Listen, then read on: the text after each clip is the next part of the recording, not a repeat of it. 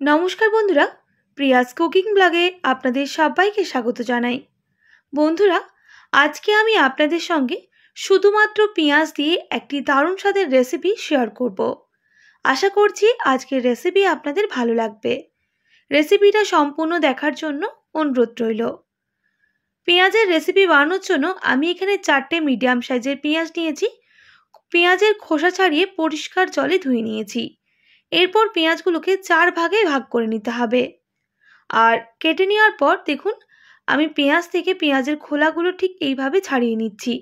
যেইভাবে chilli chicken বানানোর জন্য পেঁয়াজের খোসা বা খোলা ছাড়ানো হয়, সেইভাবেই ছাড়িয়ে নিতে হবে।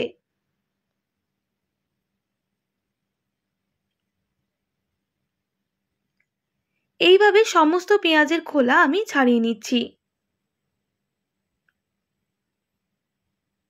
দেখুন, ছাড়িয়ে নিয়েছি। আর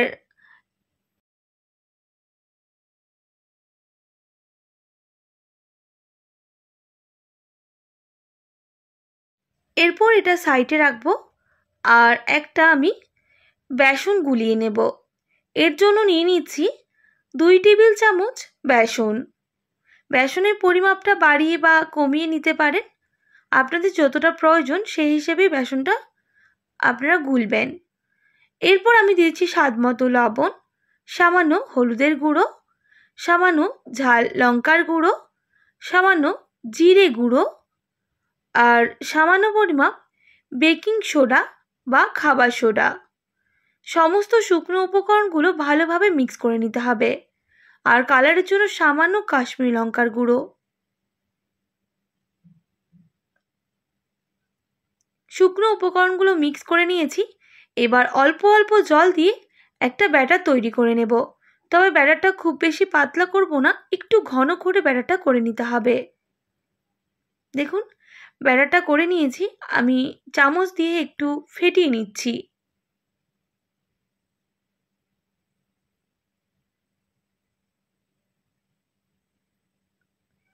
দেখুন, বেসনটা রেডি হয়ে গেছে। এটা এবার সাইডে রেখে দেব। আর কড়াইয়ের মধ্যে দিয়ে দেব পর্যাপ্ত পরিমাপ সর্ষের তেল। আমি আজকে রেসিপিটা সর্ষের তেল দিয়ে বানাচ্ছি। আপনারা চাইলে সাদা তেল দিয়েও বানিয়ে নিতে পারেন। এরপর পেঁয়াজের একটা একটা খলা নেব আর এইভাবে ঠিক কোট করে আমি কড়াইয়ের মধ্যে দিয়ে দেব ভাজার জন্য।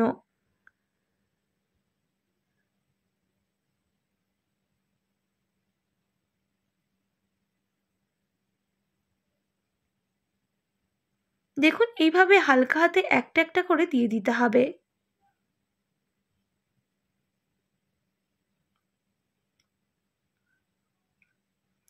এবার উল্টে পাল্টে পেঁয়াজগুলোকে খুব ভালো করে ভেজে নেব।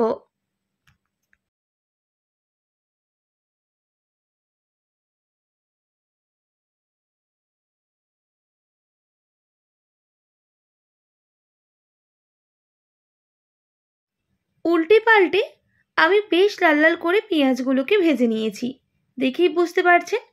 এবার গ্যাসের ফ্লেমটা হাই করে দিয়ে আরও বেশ কিছুক্ষণ ভেজে আমি নামিয়ে নেব।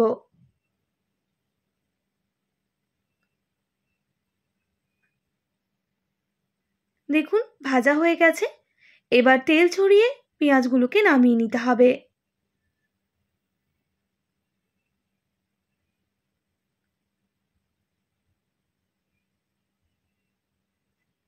আর একইভাবে বাকিগুলো দিয়ে দেব আর উল্টে পাল্টে ভেজে নেব।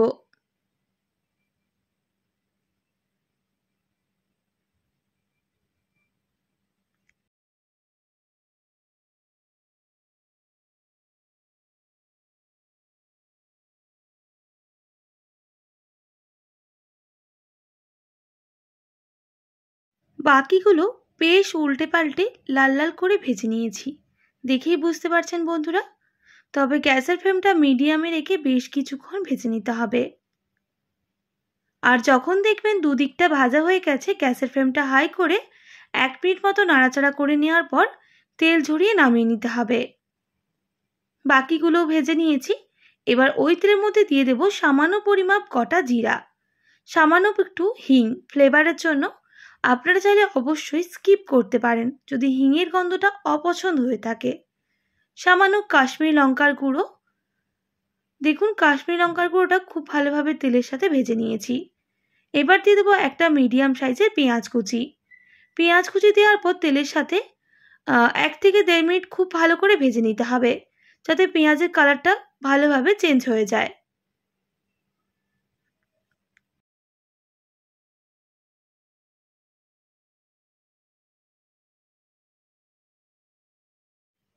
পেঁয়াজটা দেখুন লাল লাল করে ভেজে নিয়েছি।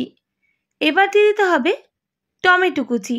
একটা মিডিয়াম সাইজের টমেটো একদম ছোট ছোট করে কুচিয়ে নিয়েছিলাম, সেই টমেটো অ্যাড করে দিলাম। টমেটো দেওয়ার পর পেঁয়াজের সাথে খুব ভালো করে ভেজে নিতে হবে।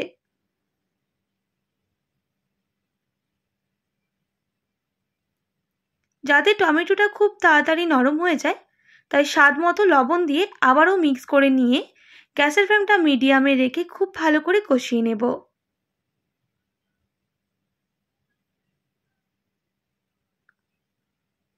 তো দেখুন বন্ধুরা, টমেটোগুলো গলে এসেছে। এবার দিয়ে দেব রসুন বাটা 1/2 টেবিল চামচ। আবারও মশলার সাথে মিক্স করে নিতে হবে। আর সঙ্গে দিয়ে দেবো আদা বাটা সামান্য পরিমাপ। আর খুব ভালো করে মশলাটা কষিয়ে নিতে হবে।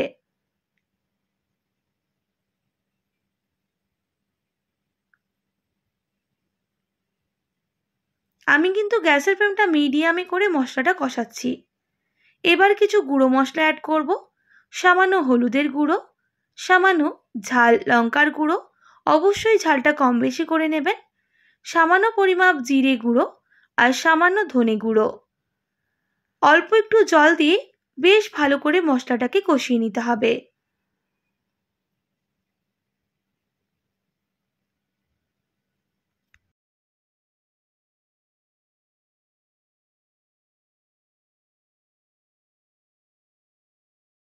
এক থেকে 1.5 মিনিট সময় নিয়ে মশলা খুব ভালো করে কষাবো, যাতে মশলার কাঁচা গন্ধটাও চলে যায় আর টমেটোটাও খুব ভালোভাবে নরম হয়ে যায়। তাই গ্যাসের ফ্লেমটা মিডিয়ামে করে মশলাটাকে কষিয়ে নিচ্ছি।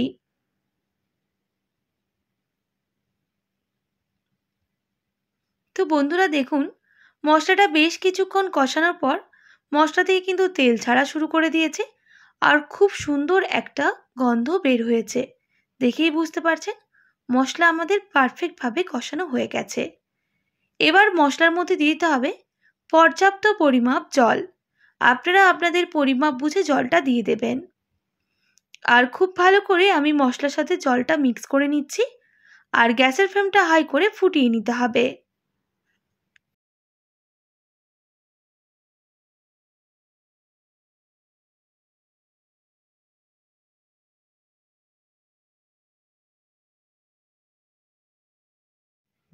দেখুন বন্ধুরা, আমি বেশ কিছুক্ষণ নাড়াচাড়া করতে করতে কিন্তু ফুটিয়ে নিয়েছি।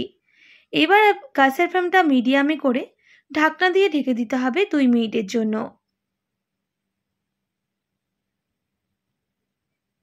2 মিনিট পর ঢাকনাটা সরিয়ে নেব। দেখুন কতটা কালার চেঞ্জ হয়ে জলটা কিন্তু শুকনো হয়ে এসেছে। আবারও ভালো করে মিক্স করে নিতে হবে। আর এই সময় গ্যাসের ফ্লেমটা হাই করে আমি কিন্তু ফুটিয়ে নেব। দেখুন ফুটিয়ে নিয়েছি। এবার ভেজে রাখা পেঁয়াজগুলো দিয়ে দিচ্ছি। তবে সব পেঁয়াজগুলো অ্যাড করলাম না, কিছু স্ন্যাক্সে খাওয়ার জন্য রেখে দিলাম, কারণ খেতে অনেকটাই সুন্দর হয় এইভাবে যদি পেঁয়াজের রেসিপিটা বানান। আমি মিক্স করে নিচ্ছি আর গ্যাসের ফ্লেমটা কিন্তু হাই রাখবো, যাতে পেঁয়াজগুলো না গলে যায়। হাই রেখেই ঢাকনা দিয়ে রেখে দিচ্ছি প্রায় 1 মিনিট মতো। 1 মিনিট পর ঢাকনাটা সরিয়ে নেব। আমি আবারও নাড়াচাড়া করতে থাকবো। দেখুন পেঁয়াজ থেকে কিন্তু বেসনগুলো খুলে যাচ্ছে না। এইভাবে রান্না করলে কিন্তু খুব সুন্দর হয় পেঁয়াজের এই রেসিপিটা। গ্যাসের ফ্লেমটা হাই থাকাকালীন আমি আবারও নাড়াচাড়া করে নিচ্ছি বেশ কিছুক্ষণের জন্য।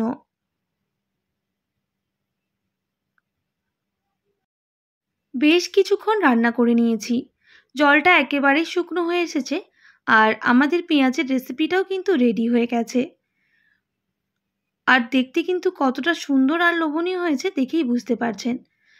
এইরকম রেসিপি কিন্তু গরম ভাত কিংবা রুটি পরোটা সবের সাথে দুর্দান্ত লাগে। একবার এইভাবে পেঁয়াজের রেসিপি বানিয়ে দেখুন, দেখবেন বারবার বাড়িতে বানাতে থাকবেন, এতটাই টেস্টি হয়। আশা করছি আজকের সহজ সরল রেসিপিটি আপনাদের ভালো লেগেছে। ভালো লেগে থাকলে অবশ্যই একটি like, comment, share and subscribe করে দেবেন। পাশে থাকা বেল আইকনটিও প্রেস করে দেবেন, তাহলে নিত্য নতুন রান্নার ভিডিওগুলি আপনাদের কাছে পৌঁছবে। যারা ফেসবুক থেকে দেখছেন অবশ্যই একটি ফলো করে দেবেন। আজকের মতো এতটাই। আবার নতুন কোনো রেসিপি নিয়ে আপনাদের সঙ্গে দেখা হবে। আপনারা ভালো থাকবেন, সুস্থ থাকবেন, আর এতক্ষণ আমার সঙ্গে থাকার জন্য আপনাদের সবাইকে অনেক ধন্যবাদ।